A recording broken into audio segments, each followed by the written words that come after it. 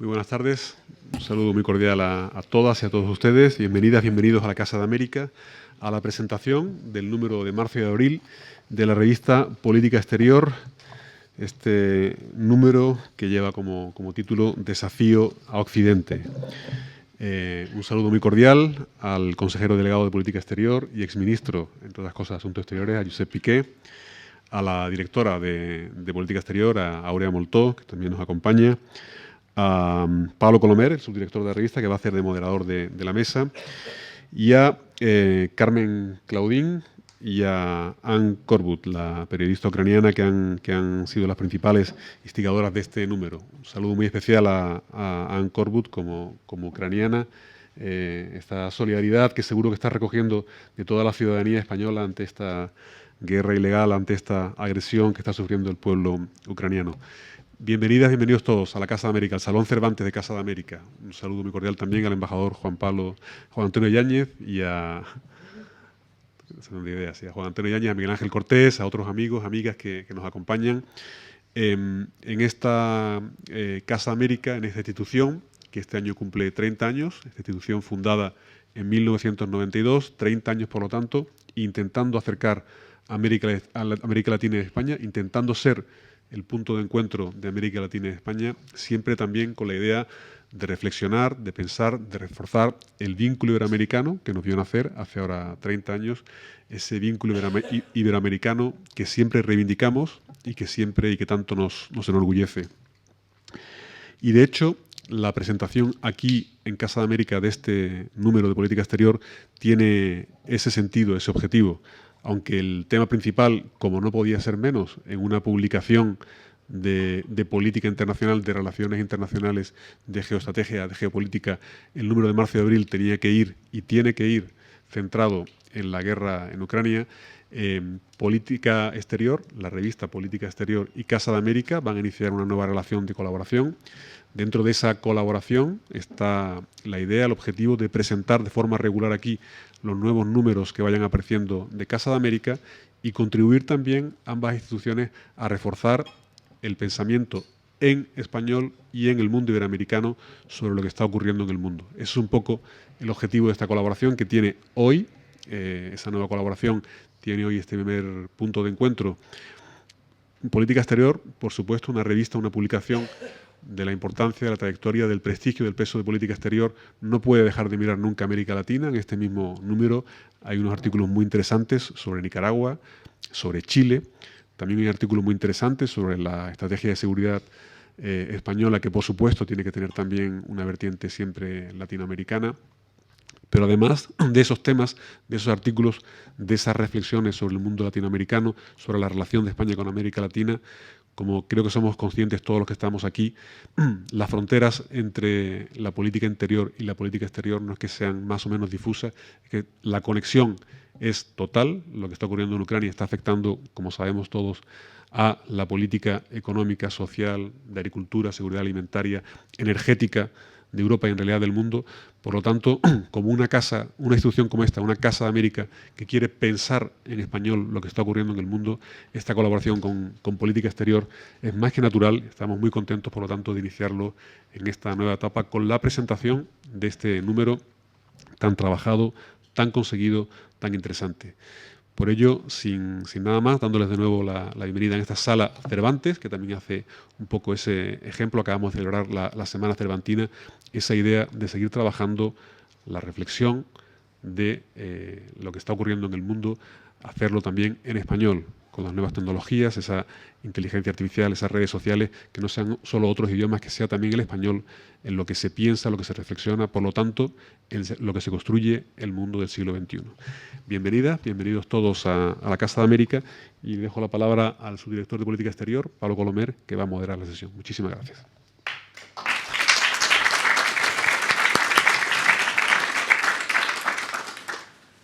Muchas gracias, director general de Casa América, Enrique, por tus palabras y, sobre todo, agradecerte a ti y a tu equipo, a tu estupendo equipo, que nos hayáis acogido en esta casa tan bonita, que consideramos nosotros también nuestra casa. O sea, nos sentimos aquí muy cómodos. Yo creo que este es un espacio natural de encuentro entre Casa de América y política exterior porque creo que tenemos las mismas señas de identidad, con el español como vehículo para pensar el mundo, para explicar el mundo, para explicarnos el mundo y para entenderlo, y con América no solo en el horizonte, sino como realidad, ¿no? Como espacio de encuentro.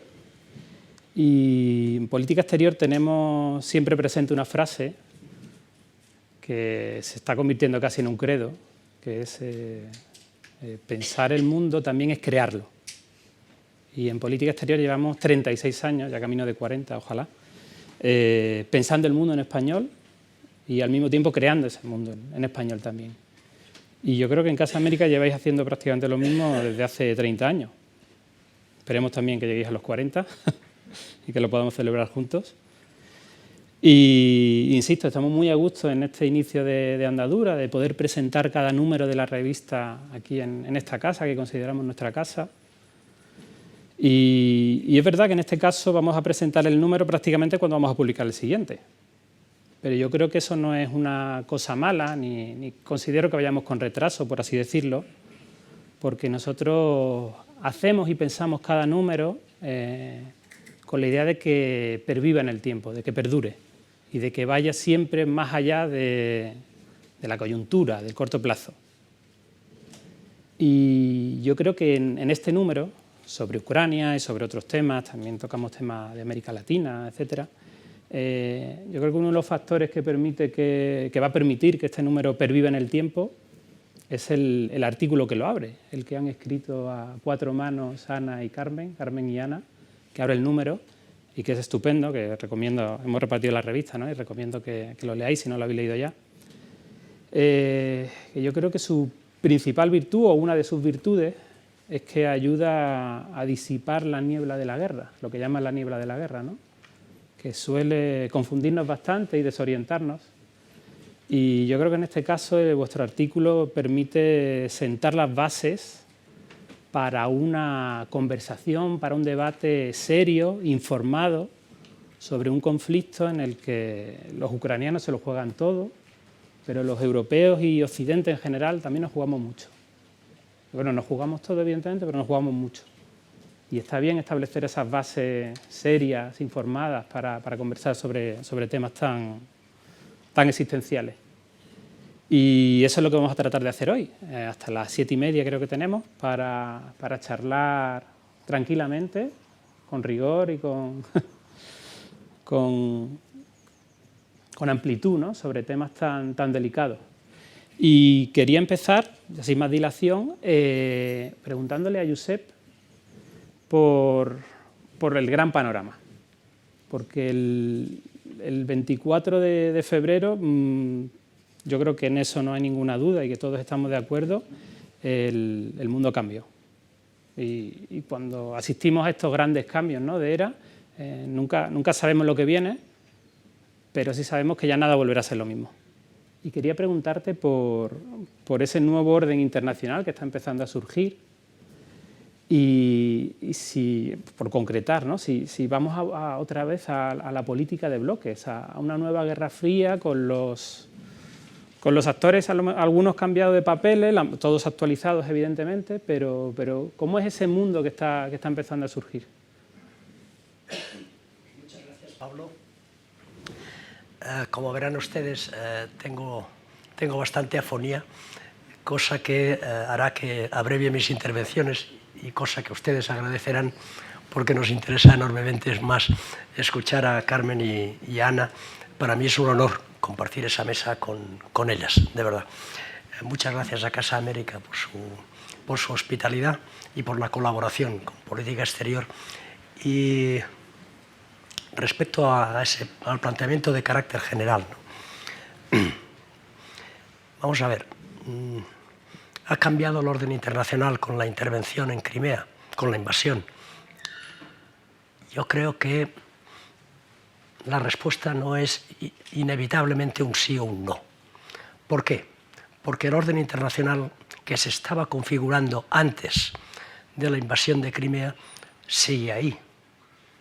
Es un orden que se deriva del hecho del desplazamiento del centro de gravedad del planeta hacia el Indo-Pacífico, que está enmarcado por el gran conflicto de este siglo que se va a dar entre Estados Unidos y China, y que hace que el resto de agentes y de protagonistas y de actores, pues de alguna manera tengamos un papel, no diré secundario, pero no protagonista en el sentido estricto de ese nuevo orden.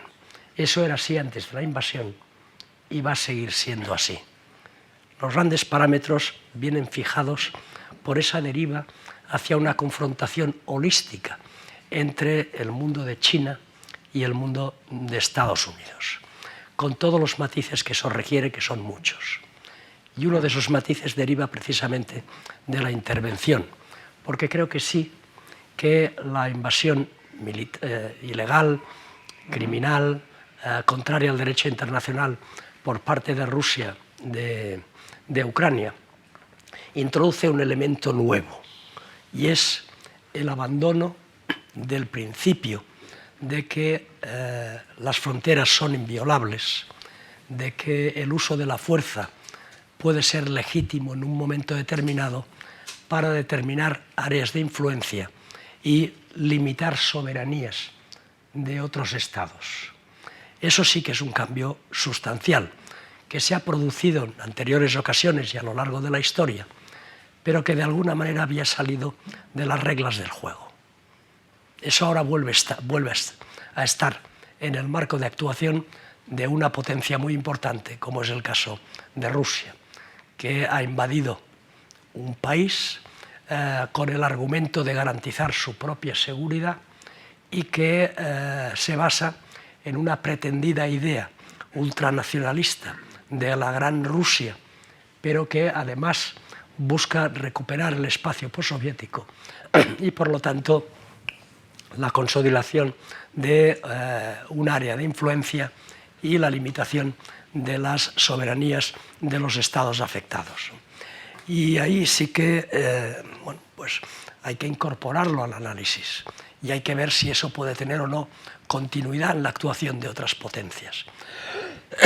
Pero sí que creo que el mundo se encamina efectivamente hacia dos bloques con un riesgo cada vez más elevado de decoupling, con reglas del juego distintas y que, por decirlo de manera muy general, se caracteriza por un mundo en el que respetamos los principios, las reglas y las normas que se derivan de eso que hemos llamado el orden liberal internacional, que normalmente corresponde con los países democráticos, y otro mundo encabezado por potencias autocráticas, autoritarias, totalitarias, que no cree en esas reglas del juego, que las pone en cuestión y que quiere de alguna manera implantar las suyas. Eso va a seguir siendo el campo de actuación fundamental de Estados Unidos y de China. Pero lo que estamos viendo con la invasión es que hay otras potencias que quieren recuperar de alguna manera su historia y su pasado imperial. No solo estoy hablando de Rusia, podría hablar de Irán, podría hablar de Turquía o incluso podría hablar de la India de Modi, pero que cuestionando ese orden internacional están dispuestos a saltar por encima de la legalidad, incluso cometiendo claros crímenes de guerra, que es lo que estamos viendo en el escenario ucraniano. Aparte de realmente mostrar mi admiración y mi agradecimiento al coraje y a la valentía del pueblo ucraniano y a la figura de su presidente, yo creo que esa puede ser una de las principales conclusiones. Pero creo que hay que ir mucho más allá si queremos hacer un análisis riguroso. Y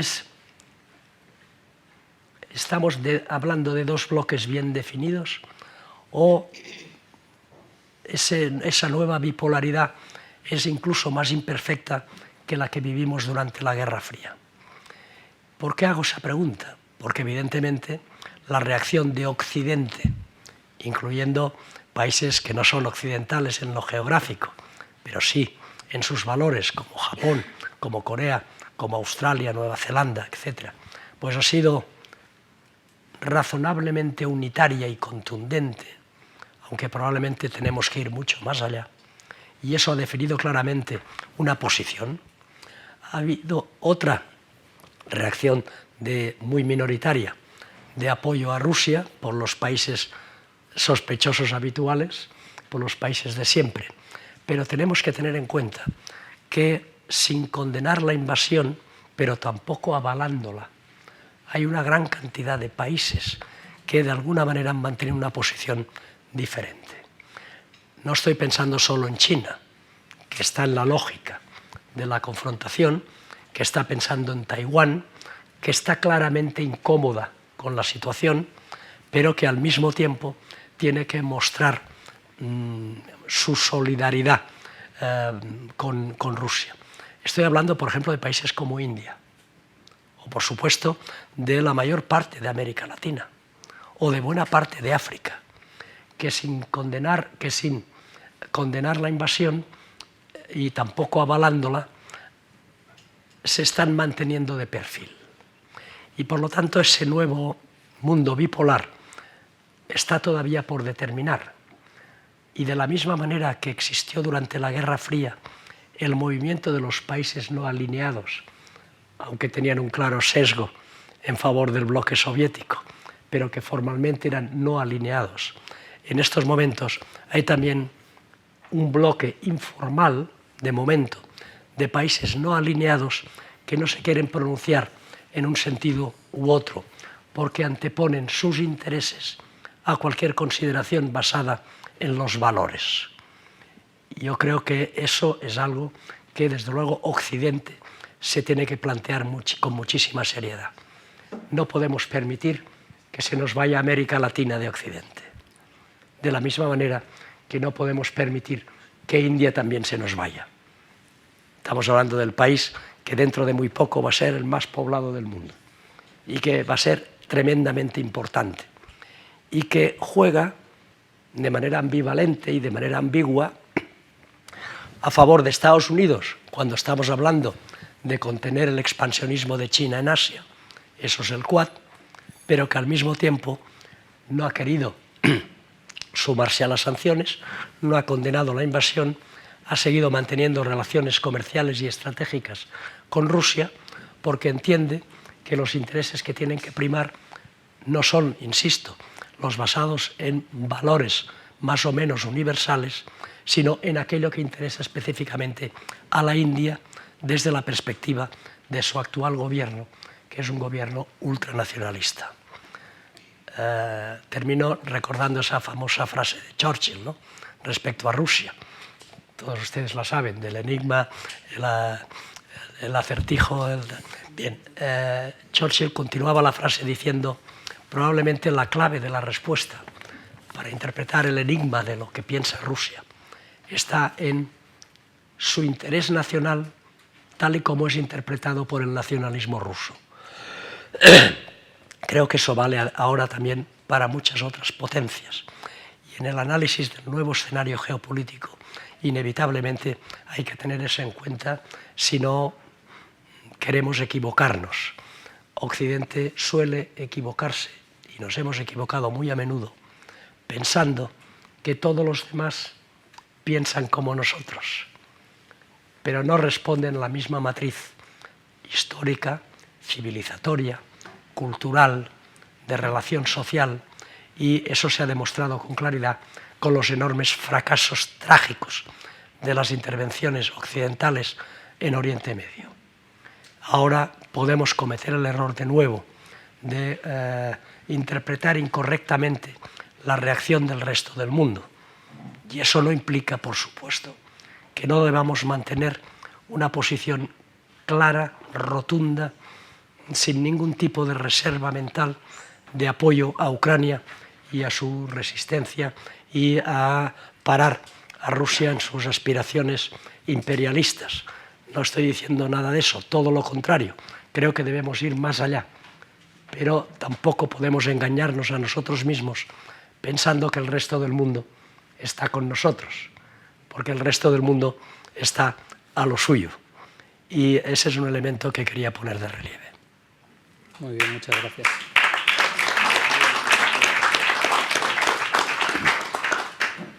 Quería ahora cerrar un poco el foco, o mucho el foco, y bajar hasta Ucrania. Porque hemos hablado aquí de que el mundo cambió el 24 de febrero, pero Ucrania lleva en guerra desde 2014. La guerra no empezó este 24 de febrero. Y en conflicto con Rusia prácticamente desde la independencia, desde 1991, por no irnos más allá, evidentemente. ¿Cómo vive un país en conflicto permanente? O sea, ¿cómo se hace política, cómo se hace economía, cómo se hace vida en un país que tiene que estar continuamente luchando por su independencia, por su soberanía, por sus tierras, por su futuro? ¿Qué peaje estáis pagando los ucranianos más allá de las vidas, evidentemente, y la destrucción? Sí, pues muchas gracias por la pregunta. Yo creo que voy a hablar más del punto de vista de la vida, pues no cotidiana, pero la vida allí, cómo se siente desde el punto de vista de economía, política, en la vida de ciudadano normal como yo. Yo pues viví en Ucrania hasta hace 3 años y económicamente me acuerdo en 91 nos mudamos de Rusia a Ucrania en 1991 y el nivel de la vida económica fue, pues mi familia, por ejemplo, mi madre es médico, mi familia se puede cualificar como de nivel mediano, sí, de clase mediana, pero yo me acuerdo que a veces tenía que llevar los zapatos de mi abuela al cole porque no teníamos dinero para comprar ropa nueva o zapatos de invierno. Cuando yo me mudé a España, pues todo fue muy diferente, muy diferente. El nivel de la vida mucho más alto, el nivel de ingresos, del poder económico, del poder adquisitivo, no, en Ucrania. Sí, en Ucrania. Ah, no. Cuando yo me mudé a España, no. En Ucrania todo se ha cambiado mucho, un montón. Pues, la presencia de ciudades, el nivel de servicios, lo que puedes comprar y lo que puedes acceder. Las fronteras se han abierto y, por ejemplo, en los 90 me acuerdo que no mucha gente estaba viajando. En mi generación, cuando yo era estudiante, pues casi cada uno estaba viajando por Europa, por América, por todas partes del mundo. El nivel de casas, por ejemplo, de la vivienda de la gente se ha cambiado un montón también, y uno de los señales, aunque muy tristes, es el nivel de las casas alrededor de Kiev, en esos pueblos pequeños cerca de Kiev, que las tropas rusas estaban robando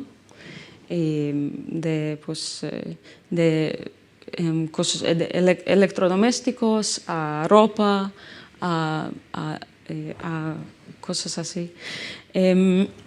Los datos económicos, por ejemplo, se pueden ver en datos del Banco Mundial y, claro, los datos se han cambiado. Yo podría describir el desarrollo de Ucrania durante esas 3 décadas como 2 pasos adelante y 1 paso atrás. Eso refleja el desarrollo económico, el desarrollo político y el desarrollo de la política exterior de Ucrania también. En cuanto a la vida política en Ucrania,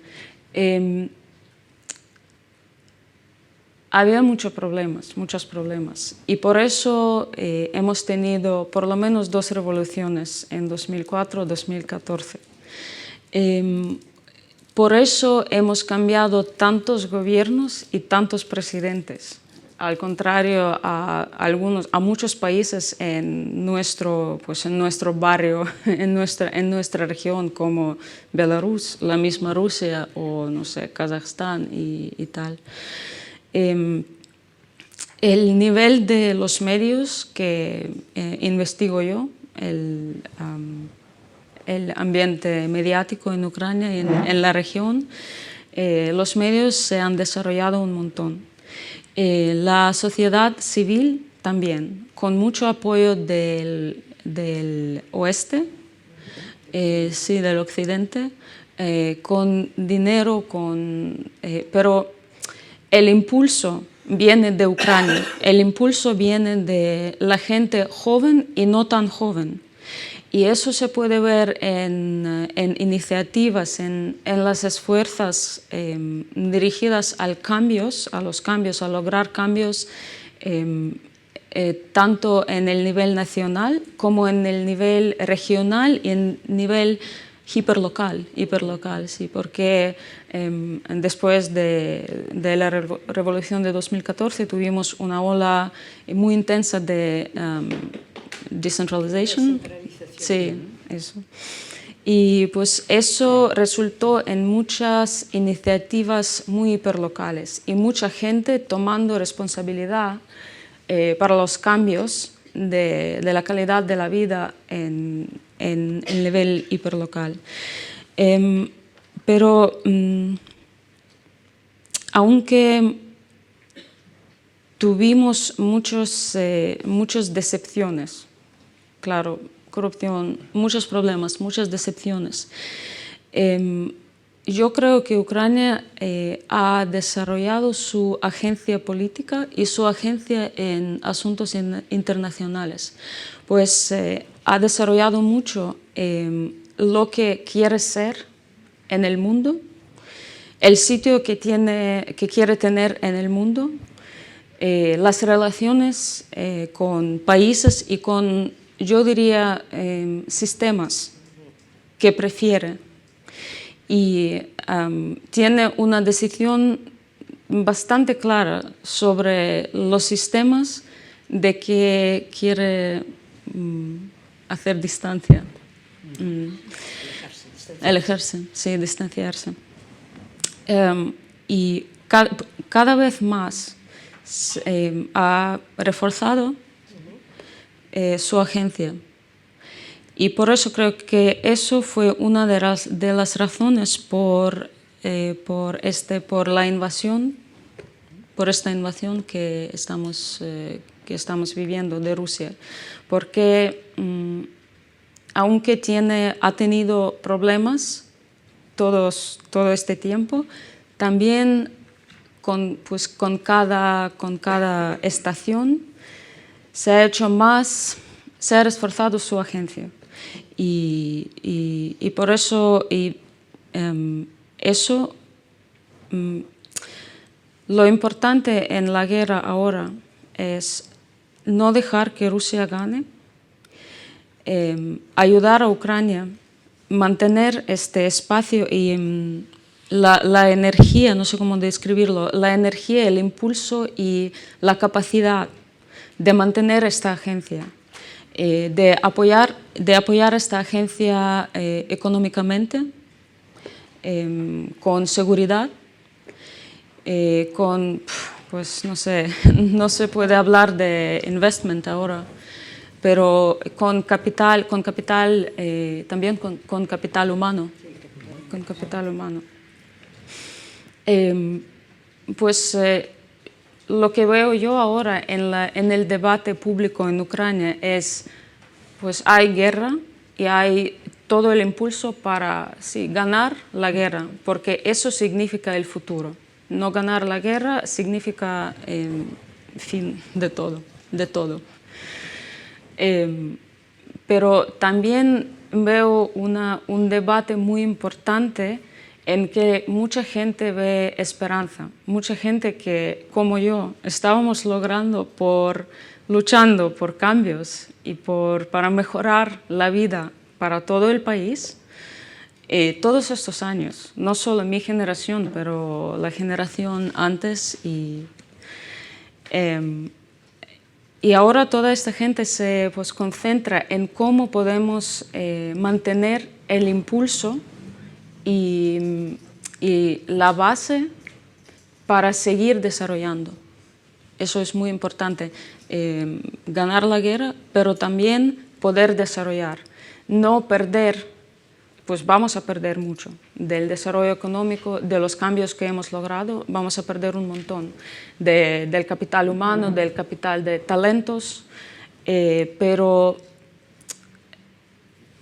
es muy importante seguir desarrollándonos y para eso necesitamos pues, apoyo occidental también, no solo con armas es muy importante ahora en esta fase, pero para seguir y para no perder, para que no nos echen a los 90, pues es muy importante el apoyo occidental para poder desarrollarnos, seguir desarrollarnos. Yo creo que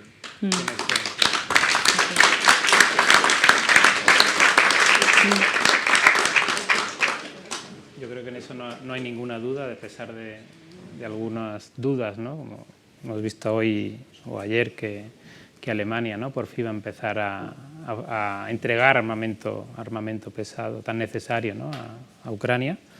Y yo creo que poco a poco Occidente por lo menos mantiene esa unidad, pero es verdad que son necesarios con urgencia, ¿no? Muchos más apoyos en todos los sentidos. Quería ahora pasar a hablar de Rusia, de las relaciones de Europa y de Occidente con Rusia, que son la clave de bóveda de este conflicto.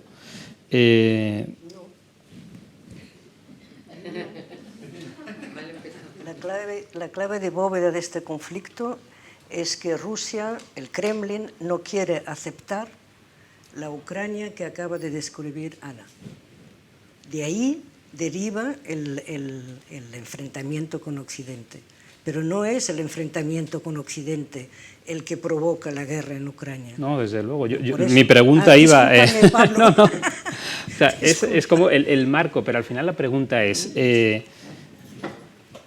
son dos preguntas, porque sé que la primera me vas a decir. O sea, no hemos sabido tratar con Putin y acto seguido inmediatamente pregunto, ¿la ruptura era inevitable? ¿Estaba ya todo escrito con este régimen? ¿Se podía hablar pensando en mejorar las cosas o era inútil? Mi reacción, disculpa, pero es que pero realmente lo de Ucrania no es la consecuencia ni el resultado, al menos desde mi punto de vista, de una confrontación con Occidente, de Rusia con Occidente, sino la razón de esa confrontación. Y precisamente la Ucrania que Ana acaba de describir, que es absolutamente cierto, y si algunos de ustedes han estado ahí, lo podrán haber comprobado. Un país deficiente en cuanto a su construcción institucional, democrática, pero que estaba empeñado en eso, pero un país en el cual el pluralismo político era real. Había problemas para ponerse de acuerdo porque había diversas posiciones y posiciones que podían ser en determinados momentos antagónicas. Eso ocurre en una situación de pluralismo, no en una situación de dictadura como la que existe ahora en Rusia. Putin y el régimen de Putin no puede aceptar la existencia de una Ucrania democrática, punto. Eso es el fondo de la cuestión, porque esto es lo que representa la verdadera amenaza para el régimen de Putin, no la ampliación de la OTAN, no determinados desencuentros con Occidente, sino la existencia, en este caso, en el caso ucraniano, hubiera sido lo mismo si hubiera ocurrido en Belarus, pero Ucrania, bueno, no deja de ser la joya de la corona de los vecinos postsoviéticos, por dimensión, por historia, etc. Y el régimen ruso, el régimen de Putin, no puede aceptar, como explicaba Ana, que 2 pasos adelante y 1 atrás, pero bien que mal, iban en esta dirección de la construcción de un Estado de Derecho, finalmente, donde además el papel de la sociedad civil, como dice Ana, ha sido impresionante. De verdad, no conozco yo otro país en este momento. Bueno, con la guerra evidentemente todo está en stand-by en este momento, pero yo no he conocido a ningún otro país europeo con esa vitalidad de la sociedad civil. No conozco ninguno más. En todos los ámbitos de la actividad social, en todos ellos, desde la construcción de un mejor sistema sanitario, a división de poderes, lucha contra la corrupción, lo que queráis, defensa de derechos humanos, lo que quieran ustedes. Ahí siempre había una asociación, algún tipo de organización de la sociedad civil y luchando siempre en la misma dirección y no contentándose nunca con sencillamente apoyar al nuevo gobierno post-Maidán, sino que se le apoyaba siempre desde una posición crítica, y una posición crítica que consistía en ayudarle a ir en la dirección que esta sociedad, que esta nueva generación, de la cual Ana es una perfecta representante, esa generación en la dirección en la que esa generación quería ir. Entonces, el papel de Occidente en relación con Putin y si se hubiera podido hacer algo de otra manera, yo creo que efectivamente se hubiera podido hacer algo de otra manera en relación con Putin y su régimen. Pero esa otra manera tenía que ser, desde mi punto de vista, mucho menos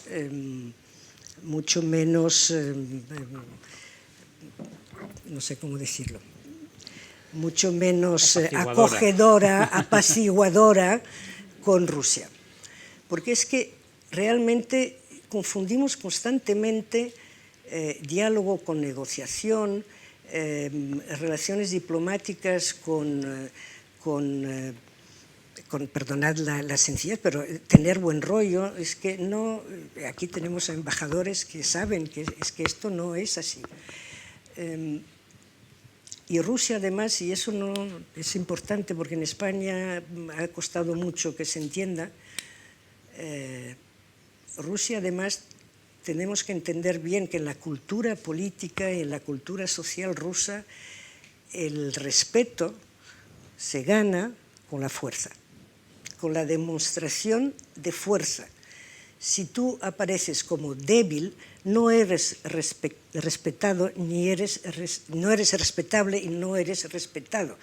Te pueden decir que eres estupendo, que eres muy simpático y ser muy amigos, etcétera, pero en realidad no te respetan. Cuando la Unión Europea y Occidente se tragó la anexión de Crimea y la dieron por, ya está, asunto resuelto, y cuántas veces he oído además gente decirme aquí, pero es que además, es que Crimea era rusa. Es que, como diciendo, bueno, han recuperado lo suyo. También hay que entenderlo. Yo no lo he oído nunca con ningún otro país que no sea Rusia. Les hemos mandado todas las señales equivocadas, ¿no? Les hemos mandado todas las señales equivocadas. Y de eso estoy convencida, y podemos ver toda una serie de casos concretos.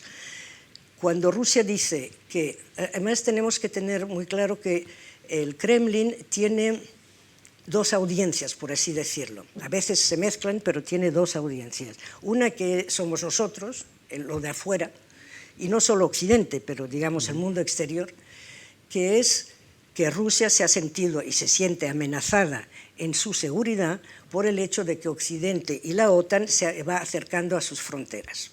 Bien, esto es un argumento. Pero en la propaganda interna dentro de Rusia, ese no es el argumento con los rusos. Se dice también eso, que además Occidente es amenazador y la prueba es que la OTAN se ha ampliado. Ahí tenéis a la mejor representante de la futura sociedad ucraniana. Está ahí. Perdonad, pero es que no he podido. Pero para dentro, el argumento principal no es este, no es el de seguridad.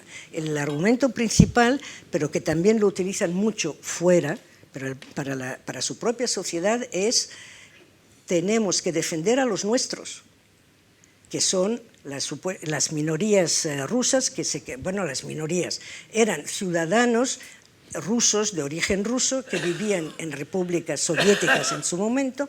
Cuando colapsa la Unión Soviética, se convierten en ciudadanos de países extranjeros. Y esto les ha costado muchísimo digerirlo a la mayoría de ellos.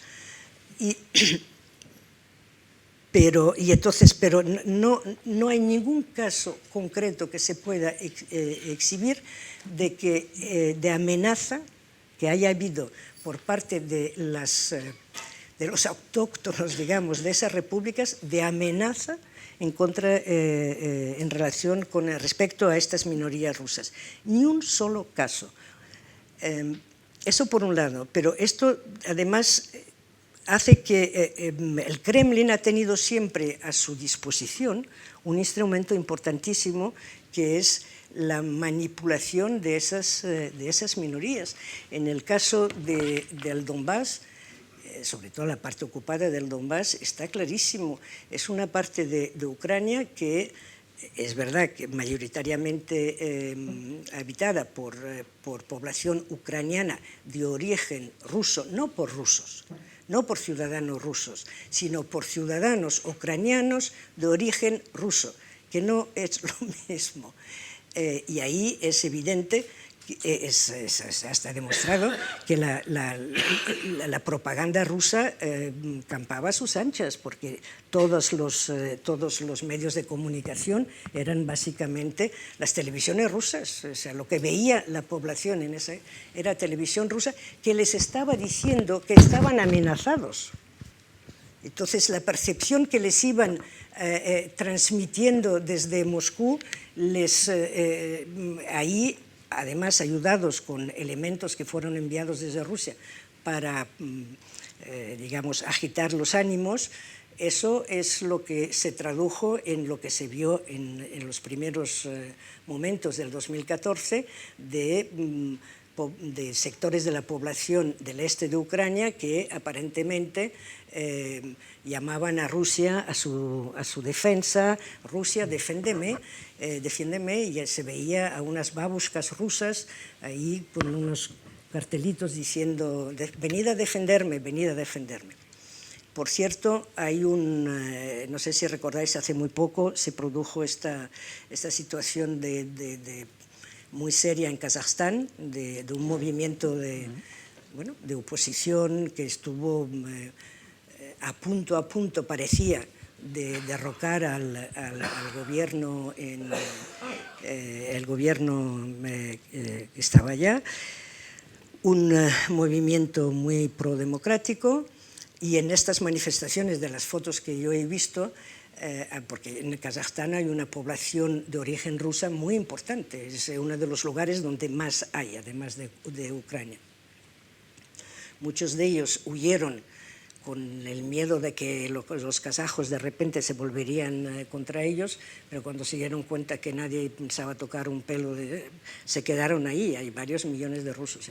Bien, en medio de estos manifestantes, todos kazajos, había un chaval ruso, alto, rubio, con una pancarta que ponía: por si acaso, Vladimir Vladimirovich, a mí no me vengas a salvar.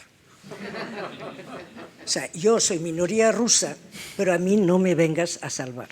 Entonces, fueron a salvarlo, de todas maneras. ¿Eh? Fueron a salvarlo. Fueron a salvarlos igualmente. Pero que mis amigos rusos demócratas en Moscú es lo primero que me dijeron. Espero que no empiecen a decir que los rusos de allá están en peligro.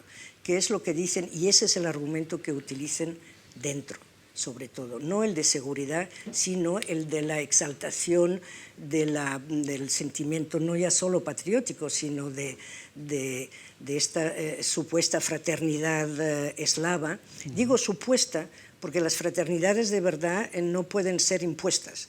Entonces, esta es claramente impuesta y además solo sirve a un lado, al otro no le preguntan qué piensan de esa fraternidad.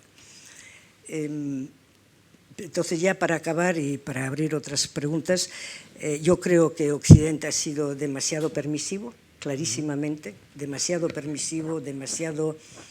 O sea, el argumento de no molestar a Rusia ha dominado el diseño de la política exterior europea en relación con esa zona.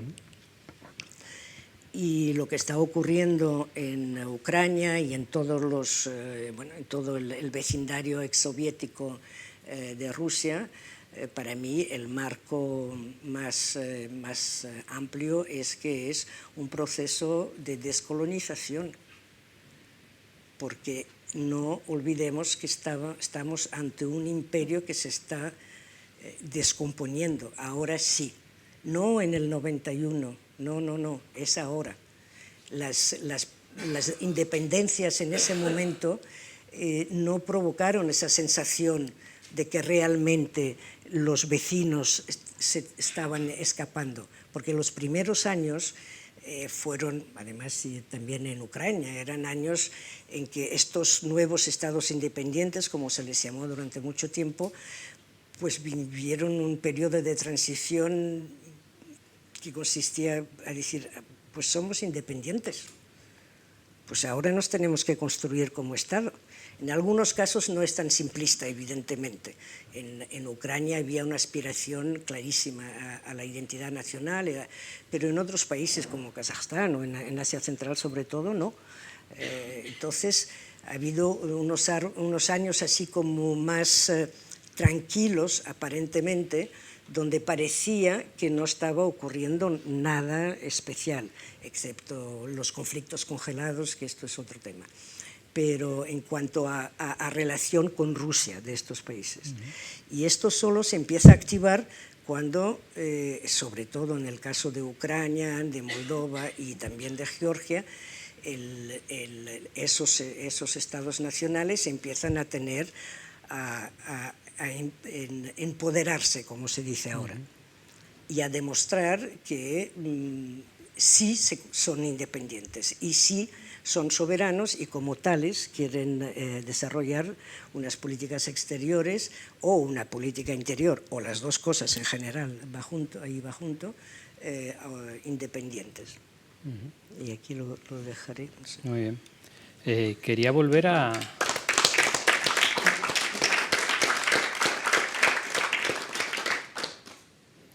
Quería volver al tema, uno de los temas que ha mencionado Josep, en el marco, ¿no?, de esta diplomacia global, ¿no?, para hacer frente al desafío ruso, porque es verdad que en Europa vemos el conflicto, ¿no?, de la guerra de Ucrania como una cuestión existencial, pero no lo ven así, evidentemente, en América Latina, en India.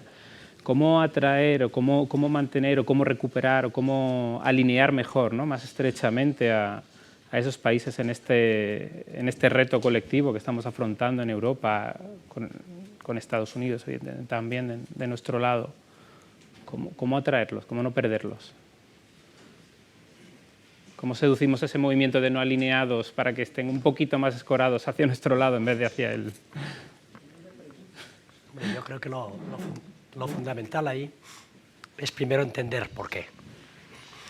Y saber que en muchos casos se mueven sobre todo por sus intereses nacionales o porque nuestros adversarios, estoy pensando en China o en Rusia, se están tomando mucho más en serio que nosotros su penetración en esas regiones, ¿no?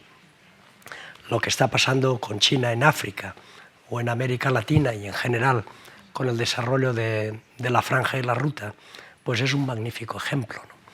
Y eso ha ido en paralelo con el repliegue occidental, pero particularmente el de Estados Unidos, de muchas zonas del mundo, Oriente Medio evidentemente, Asia Central con la retirada de Afganistán hace muy poco, pero también con una cierta retirada de África o de América Latina, porque están concentrando su interés en el Indo-Pacífico y en su gran obsesión estratégica, que es la contención de China.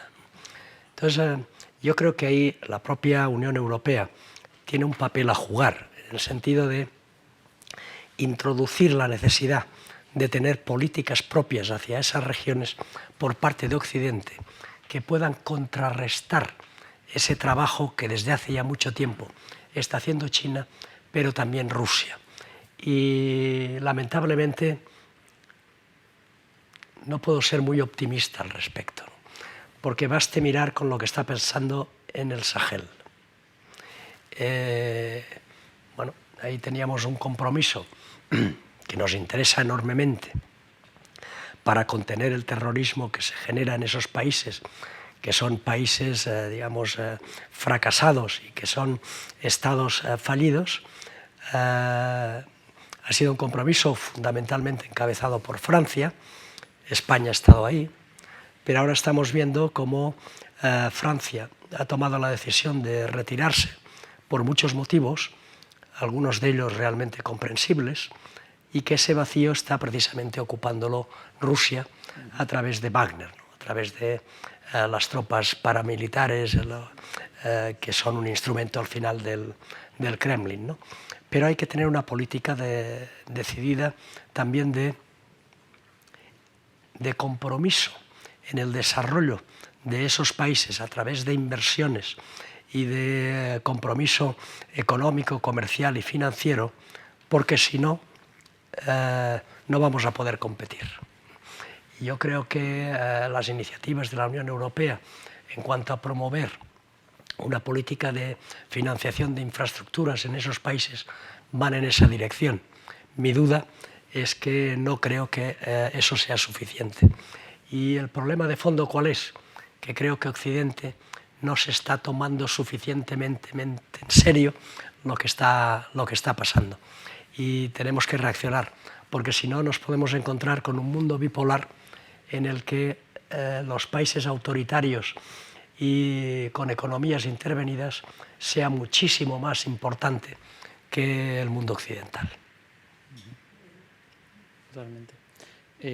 Antes de pasar a uno de los grandes temas, ¿no?, que es qué quiere China en Ucrania, ¿no?, y cuándo intervendrá para mediar y retorcer el brazo a unos u otros, quería preguntarte, Ana, por el papel de Volodymyr Zelensky, que se ha convertido en un héroe inesperado, ¿no?, sacando un coraje churchiliano donde parecía que no lo había, y nos gustaría que como ucraniana nos trazases un perfil de vuestro presidente, hoy convertido, ¿no?, entiendo, en una inspiración en casa, ¿no?, pero también fuera, con esa gira diplomática que ha ido haciendo por todos los parlamentos del mundo, en el que normalmente ha sorprendido, ¿no?, por su franqueza, ¿no?, y por no tener miedo de mencionar lo que no les gustaba o criticar a quien tenía que criticar, y evidentemente mencionando los lazos, ¿no?, pero ha sorprendido, ¿no? Pues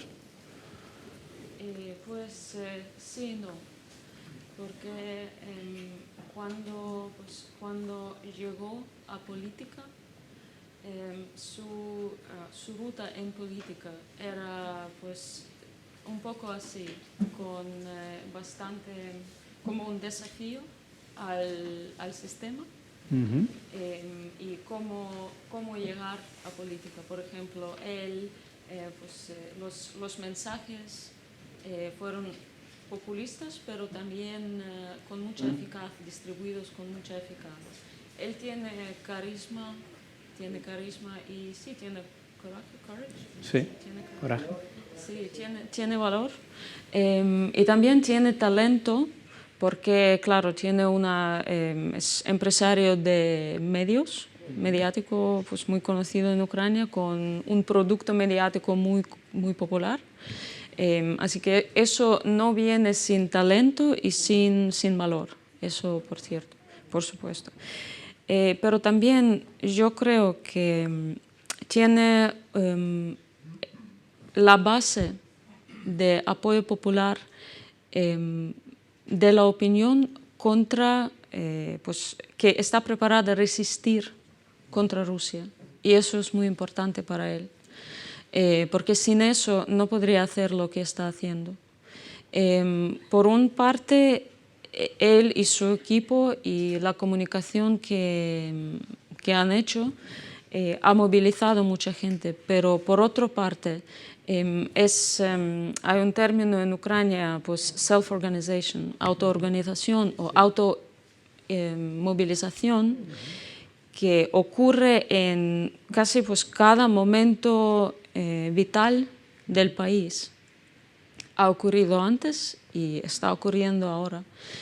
Y eso, pues eso junto con su valor y su posición, ha resultado en lo que vemos ahora, porque yo no lo veo como un líder individual, como una persona individual. Es un representante de toda la base que lo apoya.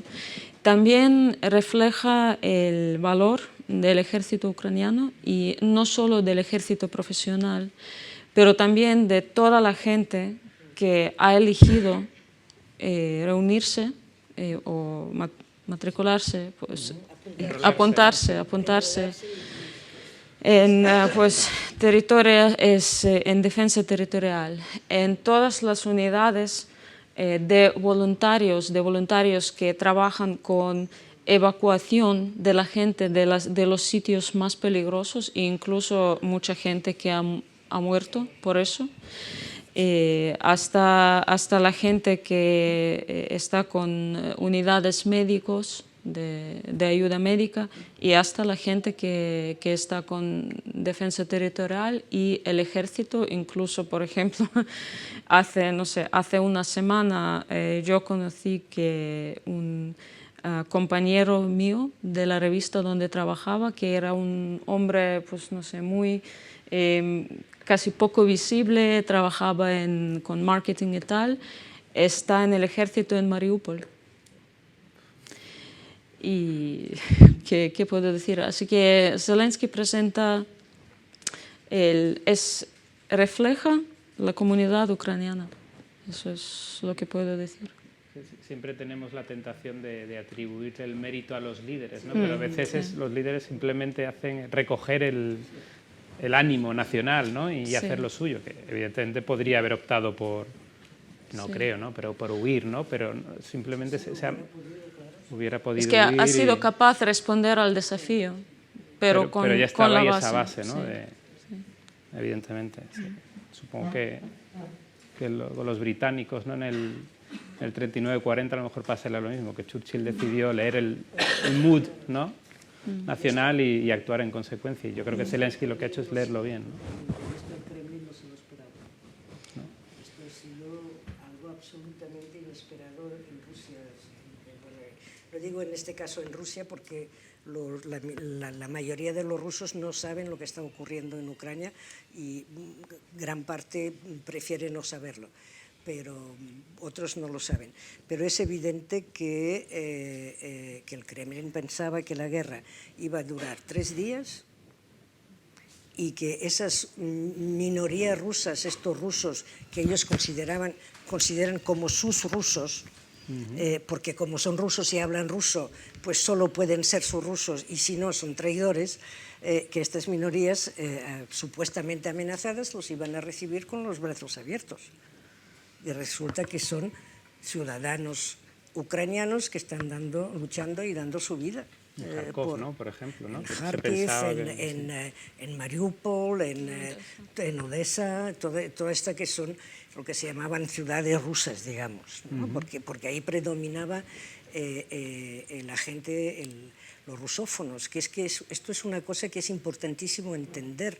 No hay ningún conflicto entre rusófonos y ucrainófonos.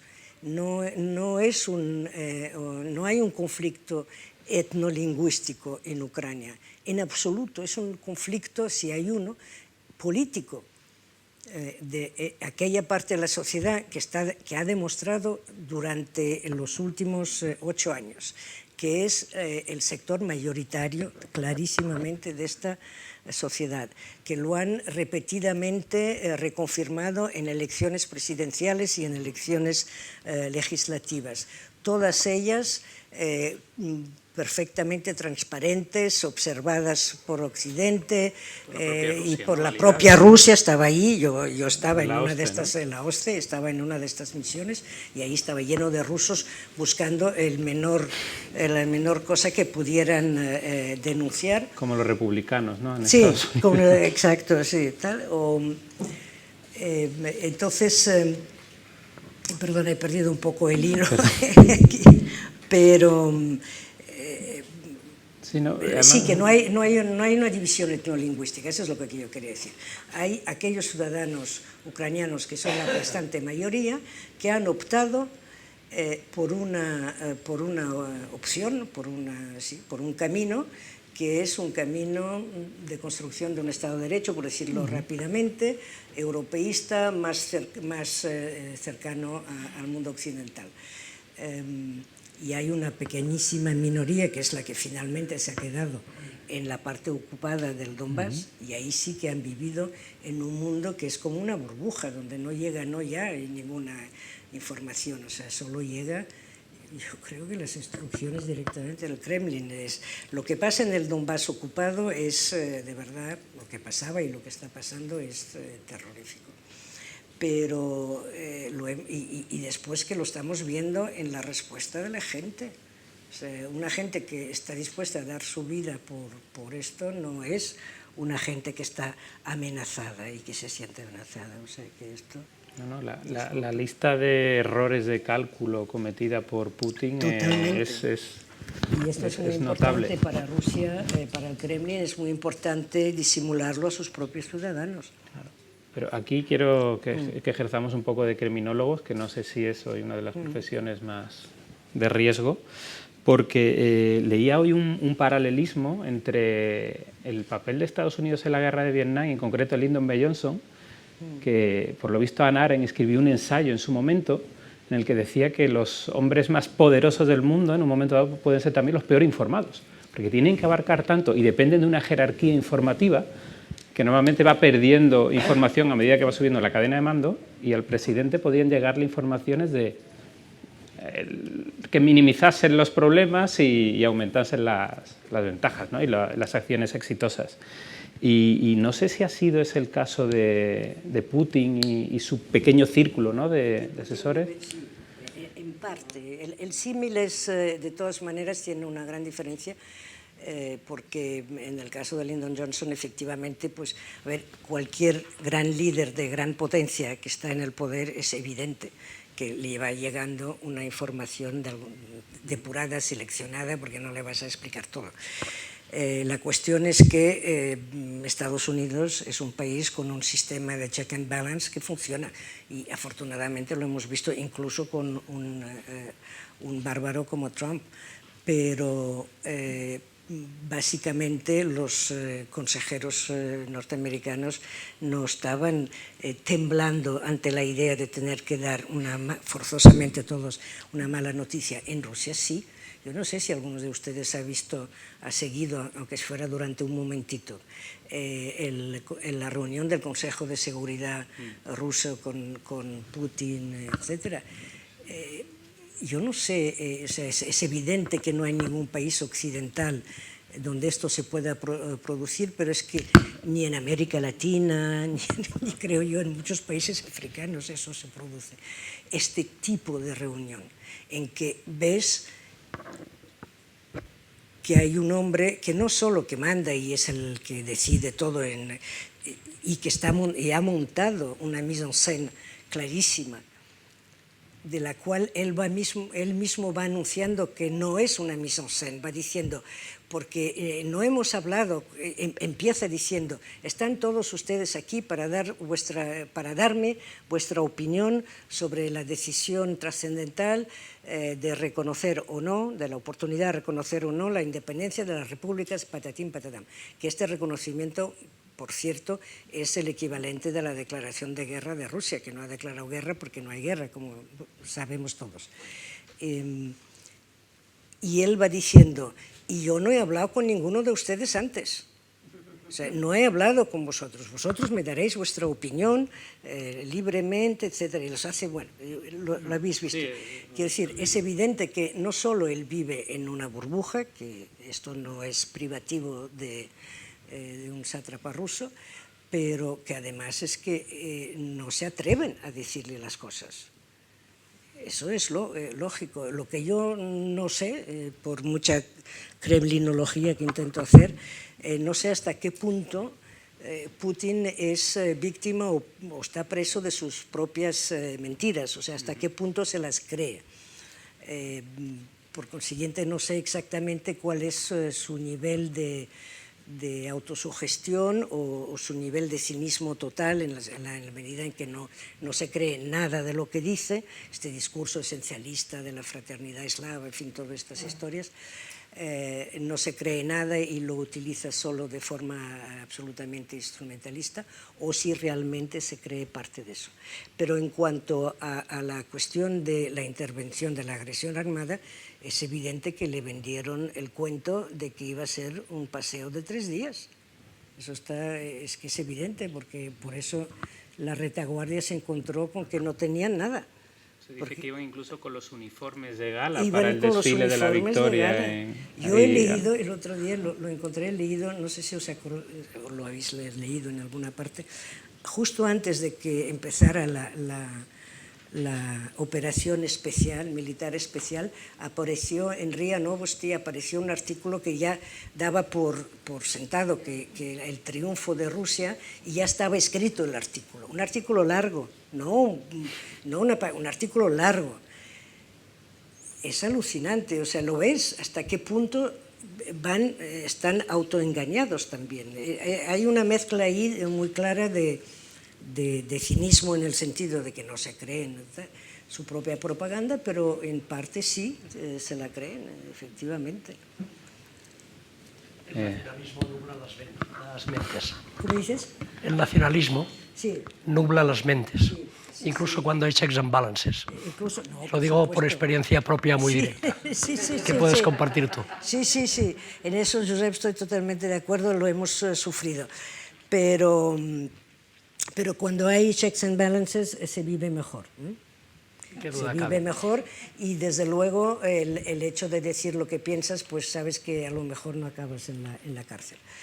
Simplemente despedido, ¿no? Pero bueno, o dimitido, ¿no? Por Dimitido, asuntos personales. despedidos, Por motivos personales. exiliado, imagínate. Pero es verdad que sí. Yo tengo amigos rusos exiliados ahora. He tenido a una mujer rusa que se ha huido, porque en el 2014 ella y una amiga suya, también las dos periodistas, es escritora y poetisa y no sé qué, se plantaron, después de Maidán, se plantaron en Lviv, no ya en Kiev, en la capital, sino en Lviv, que es, digamos, el corazón de la identidad ucraniana histórica. Se plantaron en Lviv a transmitir su apoyo como ciudadanas rusas, su apoyo a Maidán, a la lucha democrática, etc. Bueno, todo esto está saliendo ahora y ha tenido que irse rapidísimamente. Y como ella hay un montón, se estima, pero claro, son estimaciones, no es difícil saber, que han salido casi 200.000 rusos en este momento. Es una barbaridad, es una barbaridad. Y por cierto, una de las cosas que ayer con unos amigos lo estaba comentando, pero que yo creo dice mucho de la situación en la que está Rusia en este momento versus una Ucrania en que los ciudadanos hasta el último están dispuestos a dar su vida por su país, en una encuesta reciente de un instituto independiente en el 2020. Aquí, bueno, unos datos de la ONU, por cierto. Esto es muy interesante, unos datos de la ONU en 2020. Rusia y México ocupan los dos el segundo lugar en la lista de países productores de inmigración. Por delante tienen a la India, que a mí me llamó la atención, pero puede ser también por lo que dice Josep, y antes que China, y después viene Siria. Y Rusia y México con 11 millones de personas. Después, otra encuesta del 2021. En esta, o sea, muy poco antes del principio de la guerra, del inicio de la guerra,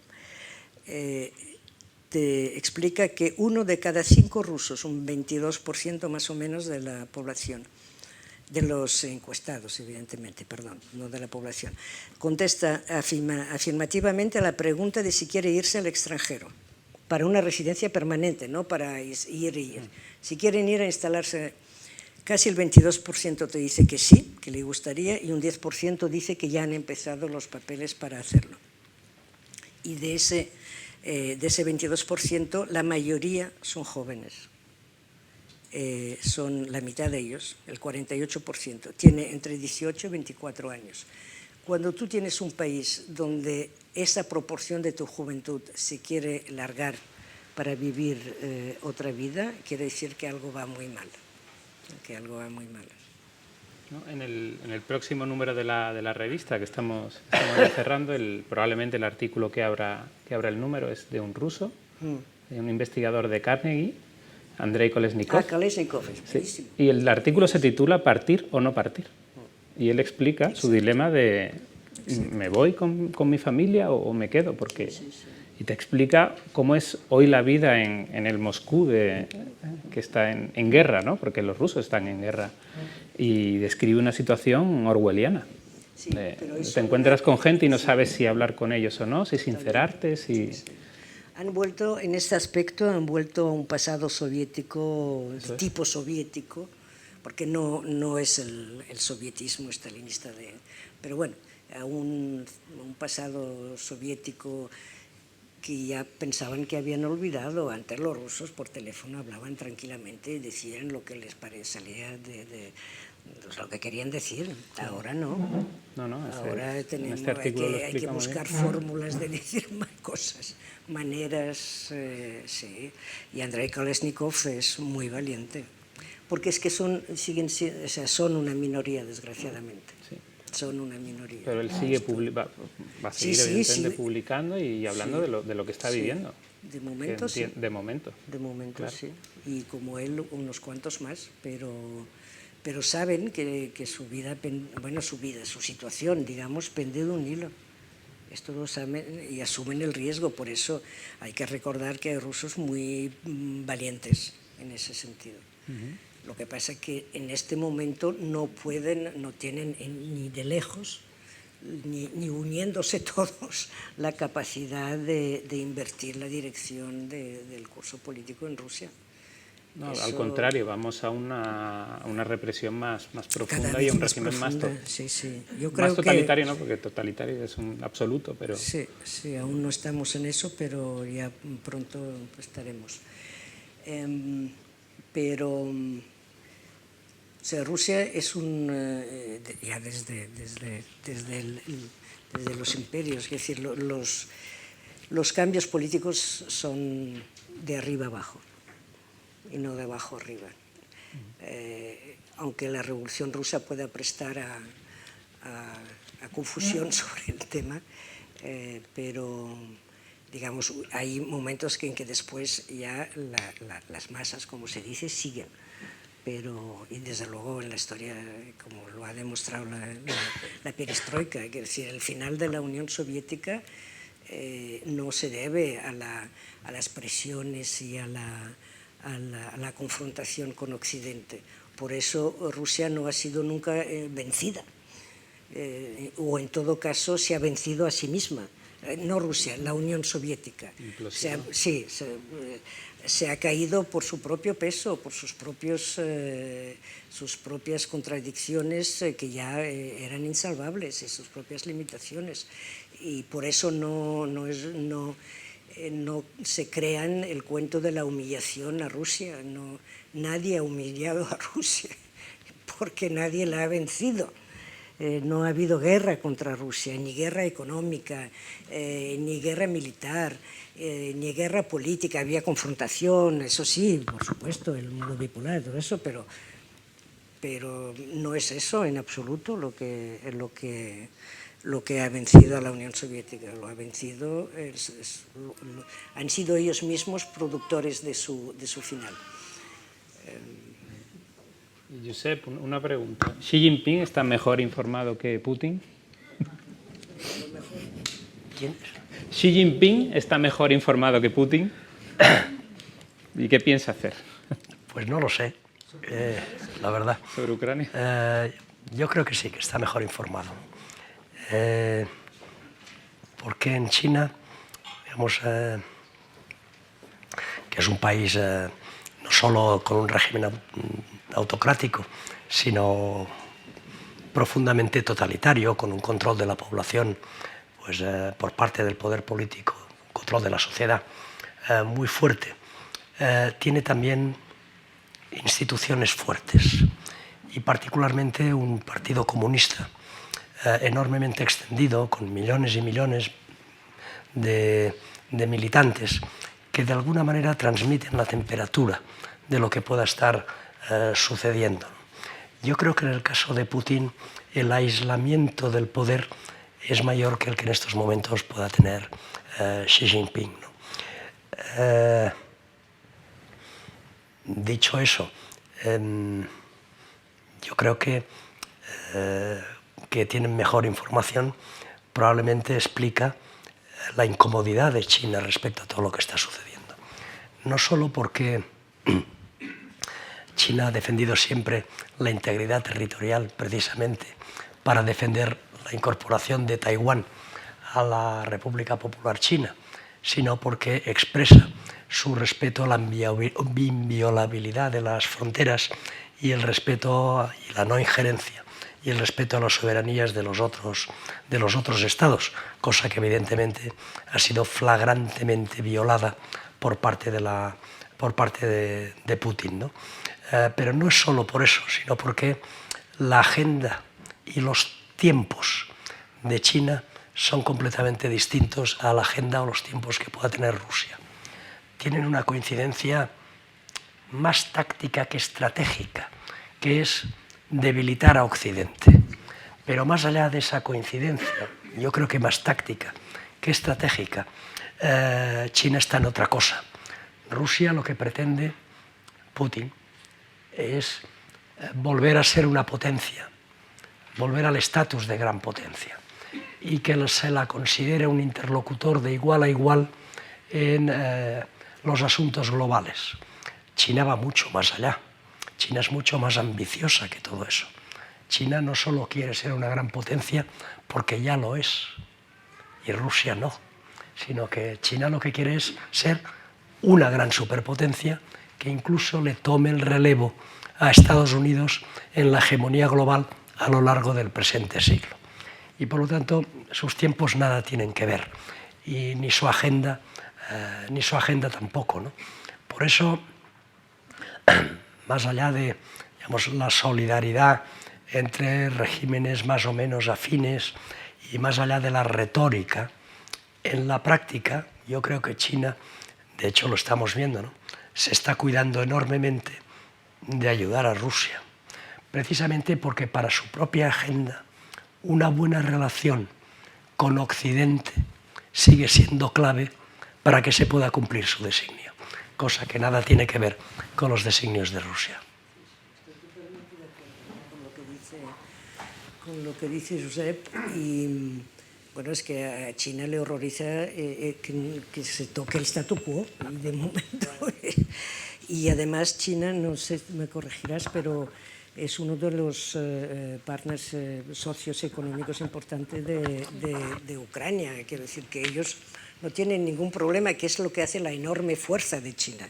Les da absolutamente igual qué tipo, qué modelo, qué tipo de régimen político hay en los países, mientras que sus intereses están salvaguardados.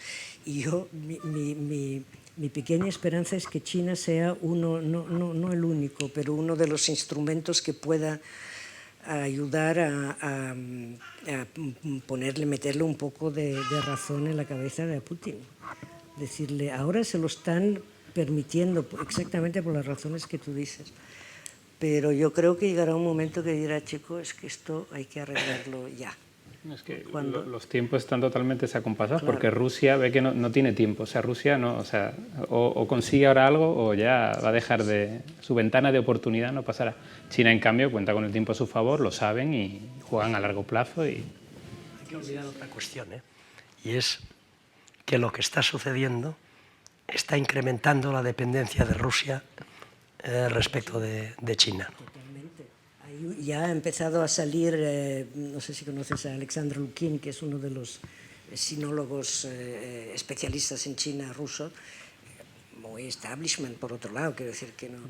Y él, sus últimos trabajos es cuidado que la buena relación, digamos, de Rusia con China, no sé si incluso habla de la alianza, pero bueno, ha llegado a un pico. Ahora tenemos que tener mucho cuidado para que esta relación no se convierta en puramente de dependencia, una relación de dependencia de Rusia en relación con China, porque entonces, claro, su aspiración a estatus de gran potencia se ha acabado. Entonces, nos estamos quedando sin tiempo, pero me gustaría muy brevemente, Ana, hablar de la posguerra. Muy brevemente.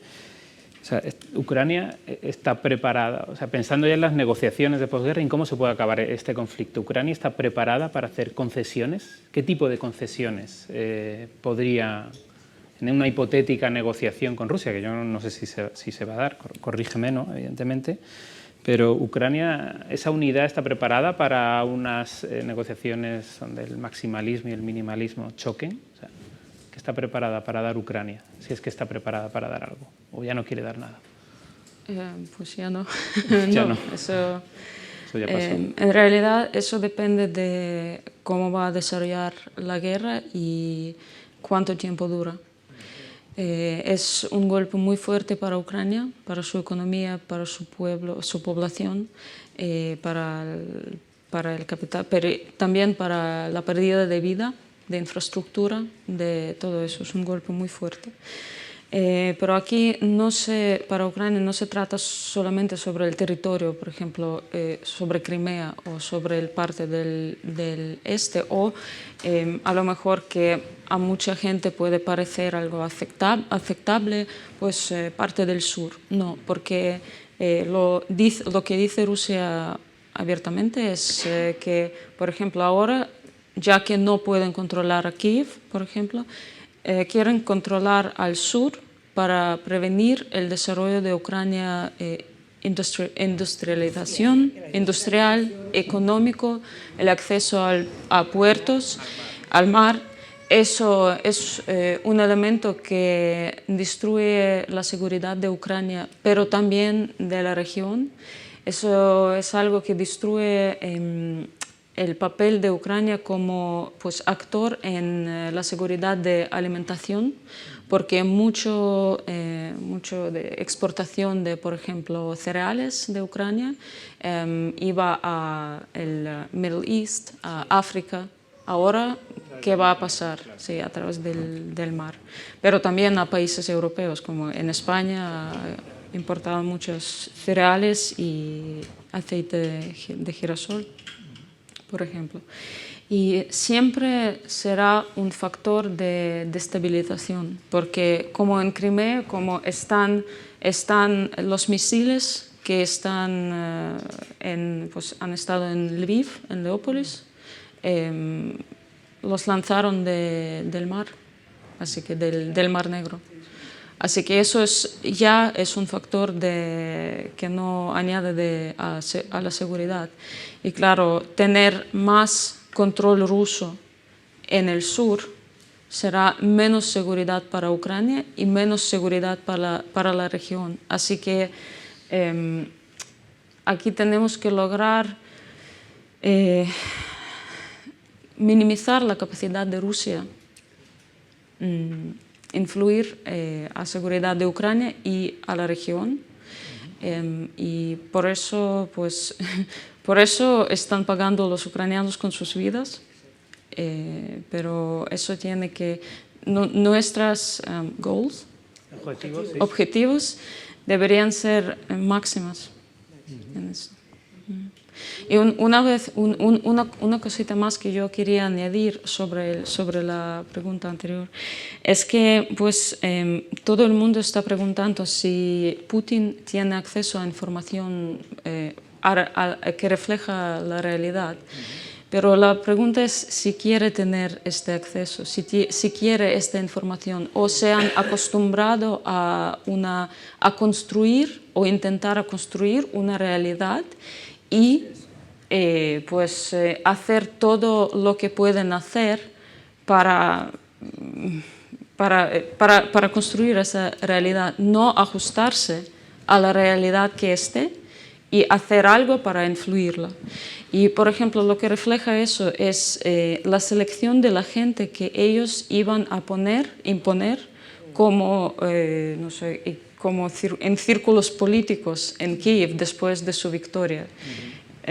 Son representantes de regímenes anteriores más corruptos, pues, la gente más rara, que cuando pues la inteligencia británica y americana publicó sus nombres en medios occidentales, la reacción en Ucrania fue como, pero eso parece un poco raro porque nadie en Kiev por lo menos va a aceptar a ellos, nadie.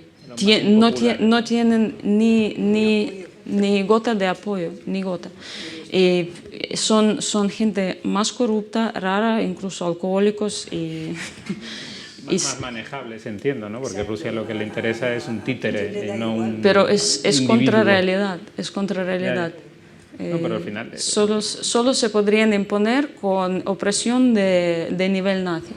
Eso.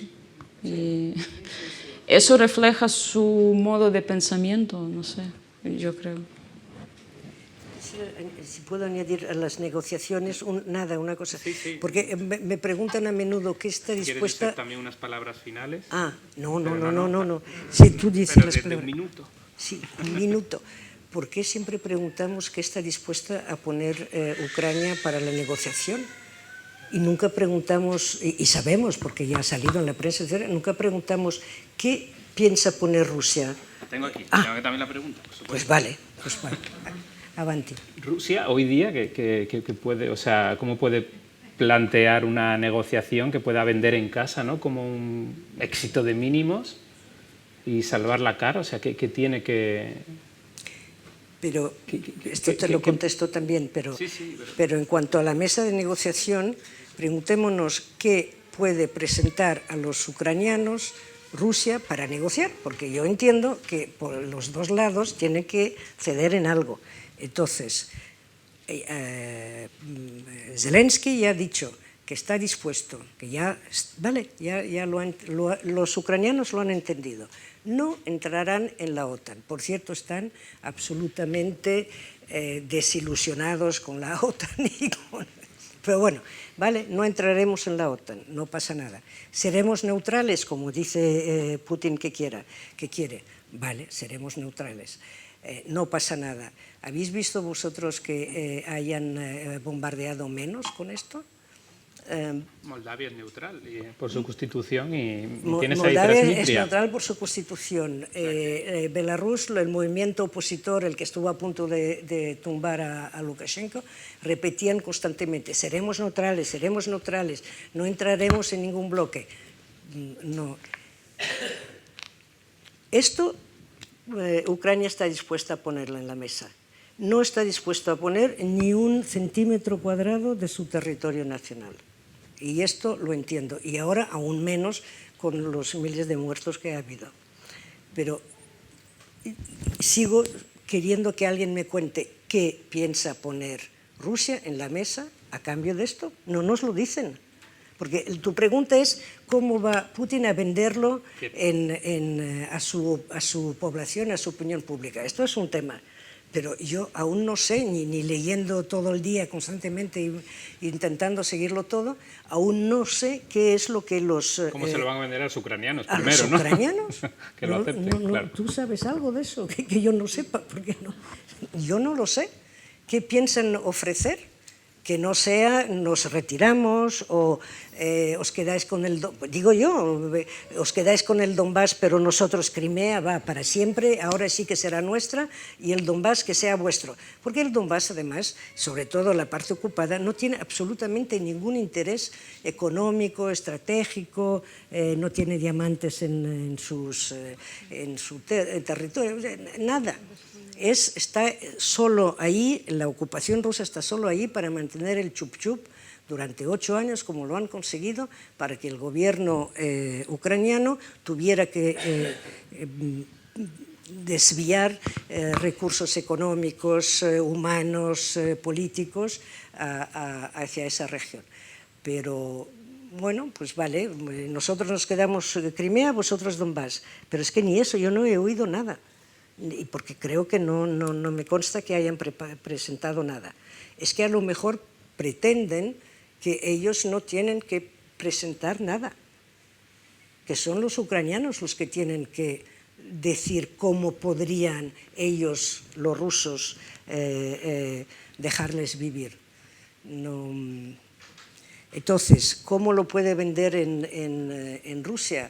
Pues es que ahora la situación está un poco demasiado abierta aún.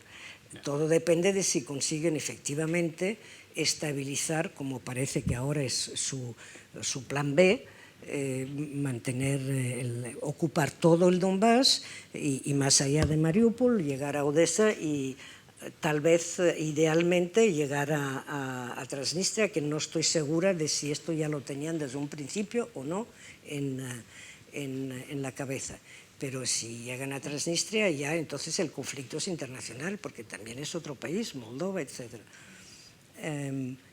Pero a lo mejor ellos piensan asegurar esto, tal vez encapsularlo. Además tiene la ventaja de impedir que Ucrania, o sea, es un golpe terrible para el potencial de desarrollo económico de Ucrania, evidentemente, impidiéndole el acceso al mar, pero puede presentar a su opinión pública, porque es la razón por la cual explica siempre que han intervenido.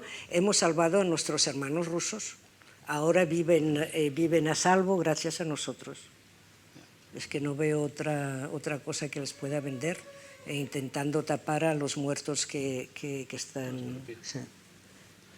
Muy bien, pues yo creo que nos hemos quedado ya sin tiempo, nos hemos pasado 10 minutitos, pero bueno, esperemos que no nos lo toméis en cuenta para la próxima presentación y nos restéis minutaje. Pero nada, simplemente, Josep, unas palabras finales. Bueno, podríamos seguir hablando horas probablemente, ¿no? Pero sí que me gustaría hacer una reflexión final, ¿no? Rusia quiere una nueva Yalta, es decir, una reunión entre las grandes potencias, entre las que se incluye, de reparto del mundo en zonas de influencia y que se le reconozca, por lo tanto, su influencia sobre Ucrania. Yo creo que en ningún momento hay que entrar en esa dinámica, porque lo más importante es que el futuro de Ucrania no se decida desde fuera, sino que sean los propios ucranianos los que decidan cuál es su futuro. Y si al final, por las razones que fuere, por los hechos consumados, pues Ucrania decide, entre comillas, vender su finlandización, o decide, porque hay bienes superiores como la vida, que tiene que asumir la ocupación de una parte de su territorio, aunque pueda mantener la reivindicación, tiene que ser estrictamente una decisión soberana de Ucrania y, desde luego, apoyada por Occidente cuando eso se pueda producir, pero diciéndole también a Ucrania que Occidente no puede avalar una nueva Yalta, porque eso estaría en contradicción con todos los principios y valores que estamos defendiendo. Incluso la famosa finlandización. Yo he escrito algo sobre eso recientemente, ¿no? ¿Por qué Finlandia se finlandiza y es un país neutral? Pues porque no tuvo otro remedio. Porque estuvo en guerra con la Unión Soviética durante la Segunda Guerra Mundial y al final perdió el 10% de su territorio, tuvo que asumir una cierta autocensura en sus relaciones con Rusia y jugar un papel que no le corresponde como auténtico país libre, independiente y soberano. Ahora, afortunadamente, parece que Finlandia se va a desfinlandizar. Y lo último que tenemos que hacer es apoyar que Ucrania se finlandice, dejando siempre, evidentemente, la última decisión en manos de los ucranianos.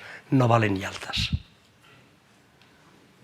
Perfecto, pues yo creo que os emplazamos al siguiente número, la siguiente presentación aquí en Casa de América, que intentaremos que sea igual de interesante. Muchas gracias a todos por venir.